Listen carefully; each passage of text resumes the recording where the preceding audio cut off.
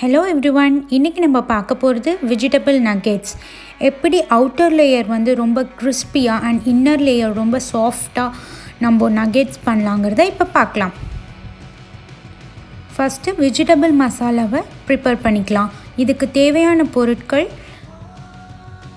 உங்களுக்கு தேவையான வெஜிடபிள்ஸ் எல்லாத்தையும் கட் பண்ணிக்கலாம். கேரட், பீன்ஸ், காலிஃப்ளவர் அந்த மாதிரி என்னென்ன வெஜிடபிள்ஸ் தேவையோ எல்லாம் கட் பண்ணிக்கலாம்.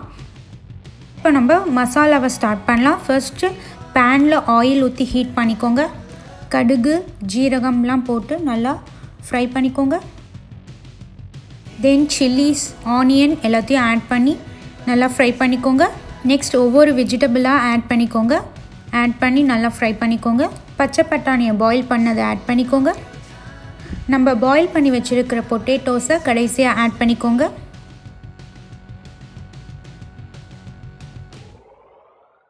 இப்போது கொஞ்சம் சில்லி பவுடர், கொஞ்சம் மஞ்சத்தூள் கொஞ்சம் ஆட் பண்ணிக்கோங்க. எல்லாத்தையும் நல்லா மிக்ஸ் பண்ணிவிட்டு எல்லா வெஜிடபிள்ஸும் பாயில் ஆனதுக்கப்புறம் ஸ்டவ் ஆஃப் பண்ணிவிடுங்க. இப்போது நக்கெட்ஸை டிப் பண்ணுறதுக்கான மாவு தயார் பண்ணிக்கலாம்.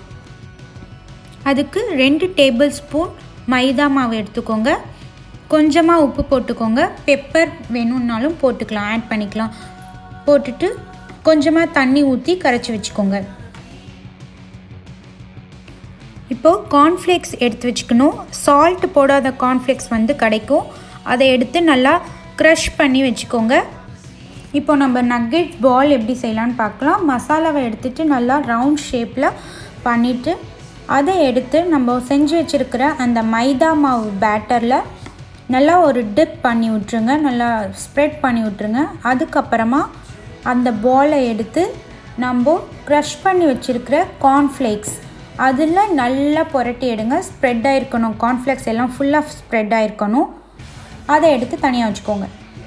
இந்த மாதிரி நிறையா பால்ஸு சேம் ப்ரொசீஜர். மசாலா, தென் அந்த மாவில் டிப் பண்ணணும். அதுக்கப்புறமா கார்ன்ஃப்ளேக்ஸ் அதில் வந்து டிப் பண்ணணும். டிப் பண்ணி கரெக்டாக எல்லாத்தையும் ரெடி பண்ணி வச்சுக்கோங்க. இஃப் சப்போஸ் நீங்கள் பண்ண மசாலா வந்து ரொம்ப தண்ணியாக இருக்கிற மாதிரி இருந்துச்சு அப்படின்னா கொஞ்சமாக லைட்டாக கடலை மாவு ஆட் பண்ணி கொஞ்சம் திக் கன்சிஸ்டன்சிக்கு வச்சுக்கோங்க. இப்போது பேனில் ஆயில் ஹீட் பண்ணிக்கோங்க. நல்லா டீப் ஃப்ரை பண்ணணும்.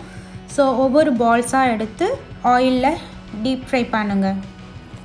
இந்த வெஜிடபிள் நக்கெட்ஸ் ஈவினிங் ஸ்நாக்ஸ்க்கு ரொம்ப டேஸ்டியாக இருக்கும். மேலே அப்படியே கிறிஸ்பியான அவுட்டர் லேயர், இன்சைட் அந்த மசாலா ரொம்ப சாஃப்டாக நல்லா பாயில் ஆகிருக்கும். சூப்பராக இருக்கும். ட்ரை பண்ணி பாருங்கள். வின்டருக்கு மறக்காமல் இந்த மாதிரியான ஒரு கிறிஸ்பி ஃப்ரைஸ்லாம் சாப்பிட்டா ரொம்ப சூப்பராக இருக்கும். ட்ரை பண்ணி பார்த்துட்டு லைக் பண்ணுங்கள், ஷேர் பண்ணுங்கள். மறக்காமல் சேனலை சப்ஸ்கிரைப் பண்ணுங்கள். தேங்க்யூ.